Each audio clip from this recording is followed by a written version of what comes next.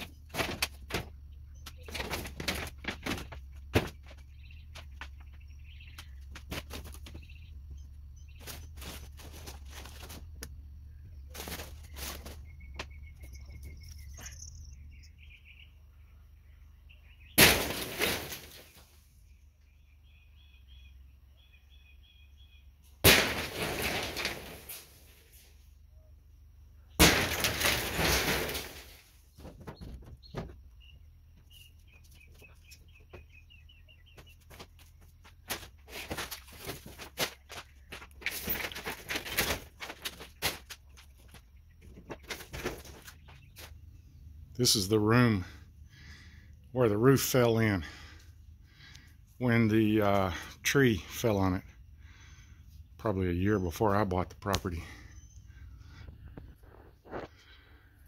It's probably about a 9x9 room.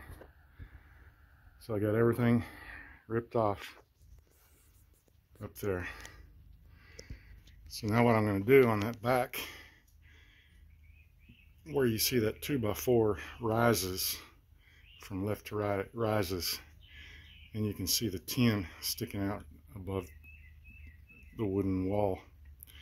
I'm going to cut it probably about the top of that wall and replace that 2x4 with a 2x6. And then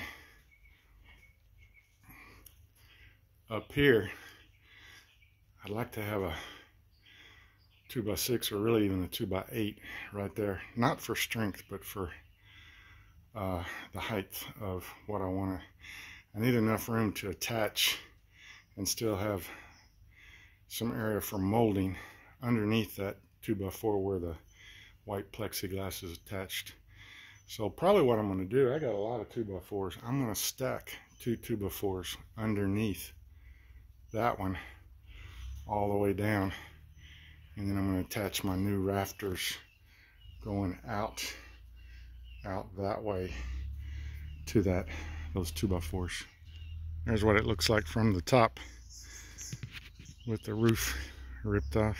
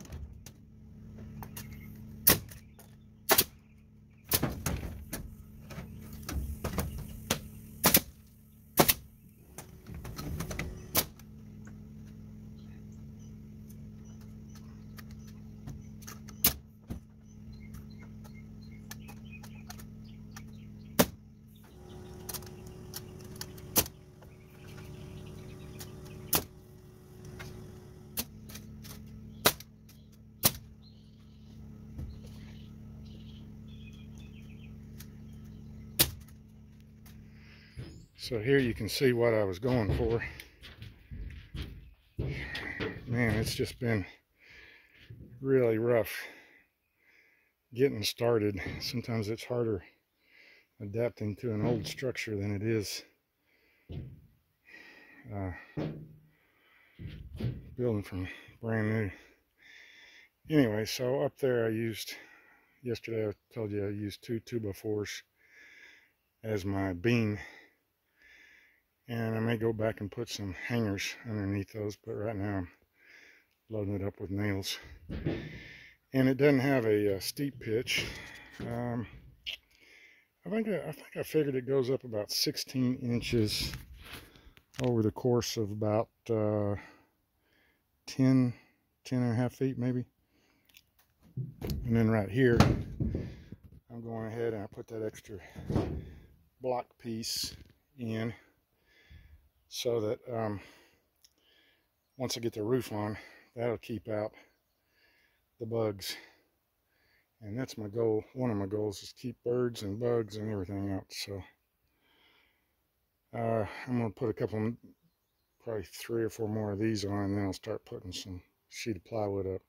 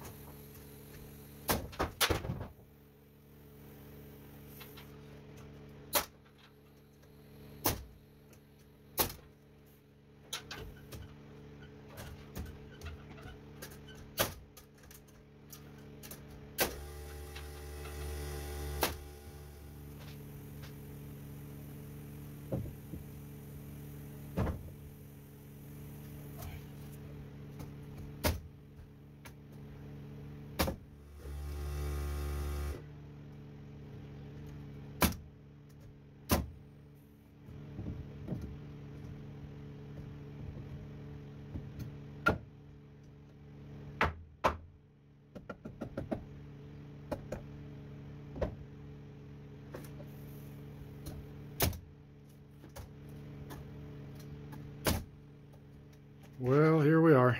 I got all the rafters up for this room. They're 2x6 that are 2 foot on center, and there's actually 10 foot done there.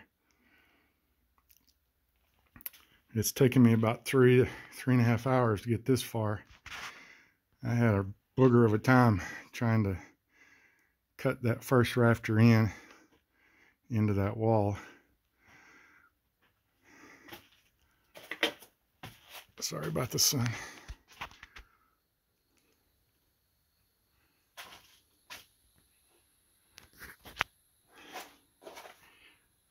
So I'm going to take a lunch, and then after lunch I'm going to turn that plywood sideways, and I'm going to start decking up there. And because I'm going to do a pattern, I'm not going to be able to get the whole thing decked, but I'll get the pattern started. And I could even put up a few pieces of roofing if I wanted to. But I'm going to have to go 2 feet more in that direction before I can get a complete pattern going. And then over here you can see I got another foot or 2. I may have enough to get that next rafter up. Yeah, we'll see. We'll see.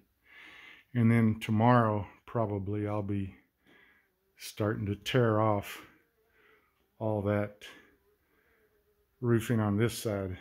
Ooh, that's going to be a lot. Let me see if I can show you something here. I'll try to take this ladder in here. So this right here shows you how the old roof was going. It was just flat, leaning towards that end of the building. And I've got about I don't know, foot and a half of raised, and then going down that way. It should drain pretty good. It's going to look a lot better. All right, lunchtime.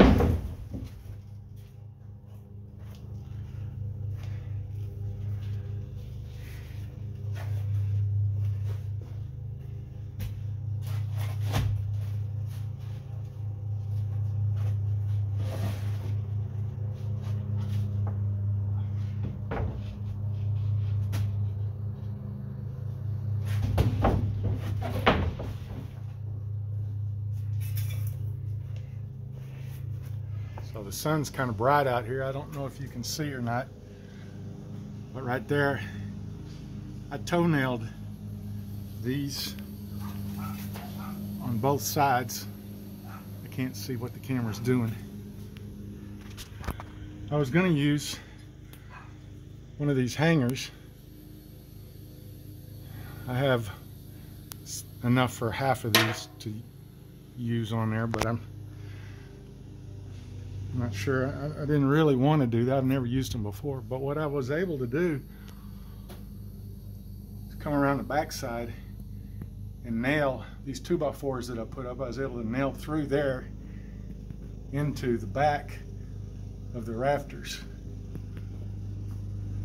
So I don't think those are going to go anywhere. So no hangers on these.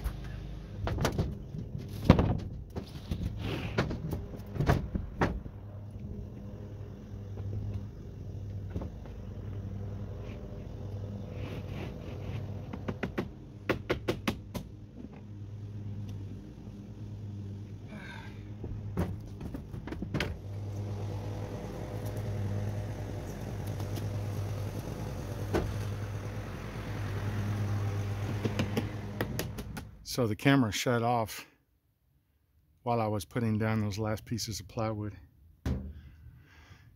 The most obvious thing that you'll see is there's a gap where the plywood doesn't connect. I cut a sheet of plywood in half down the middle, down the long ways down the center. And if I would have filled that gap in totally, I would have ended up with a strip of plywood that's a little over a foot wide, and I didn't want to waste a whole sheet. This is going to be metal roofing, and metal roofing doesn't even have to have a totally flat surface like that. A lot of times they'll put like 1x4 runners,